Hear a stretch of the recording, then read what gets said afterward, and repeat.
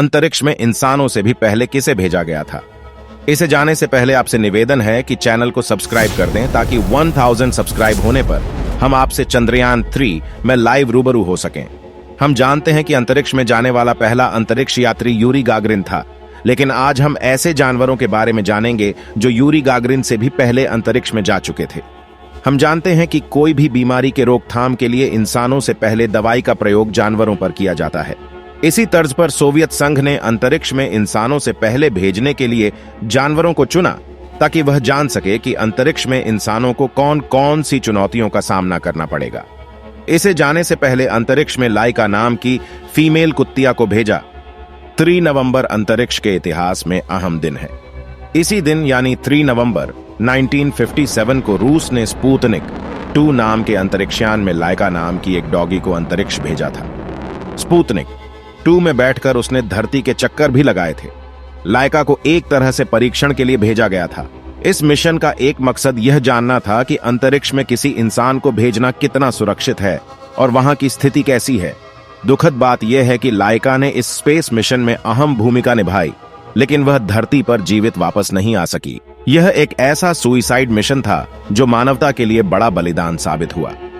इसे suicide mission इसलिए कह सकते हैं क्योंकि मिशन में शामिल वैज्ञानिकों को अंदाजा था कि लाइका का धरती पर जिंदा वापस लौटना संभव नहीं है। उन्होंने जो अंतरिक्षयान बनाया था उसमें तकनीकी खामी थी।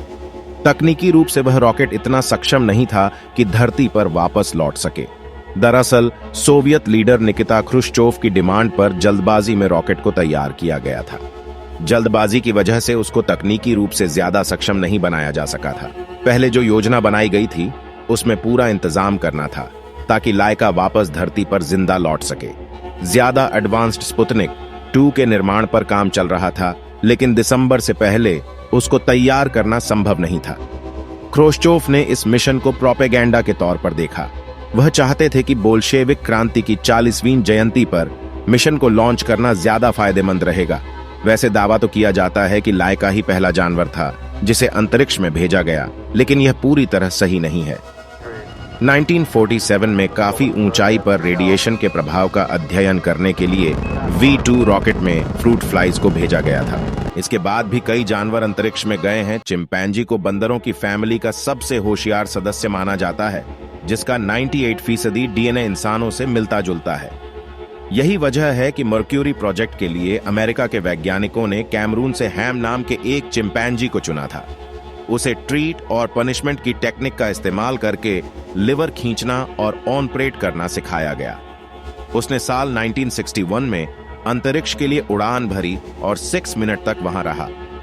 कुछ तकनीकी गड़बड़ी की वजह से हैम की फ्लाइट तय की गई रफ्तार से कहीं तेज थी और यह बेहद तेजी से नीचे भी आई। गनीमत यह रही कि इस एक्सीडेंट में भी हैम जिंदा बच गया और उसने लौटने के बाद अपनी बाकी की जिंदगी नॉर्थ कैरोलिना के एक चिड़ियाघर में बतौर सेलिब्रिटी बिताई। 1983 में एक पिंजरे के अंदर ही 25 साल की उम्र में उसकी मौत हो गई। हैम के बाद एनोस नाम का एक और चिंपैंजी अंतरिक्ष में धरती के ऑर्बिट तक पहुंचा था। अब हम इस स्टोरी को यही विराम देता हूं। नई कहानी सुनाने के लिए YouTube चैनल सब्सक्राइब करें। Infinite photon.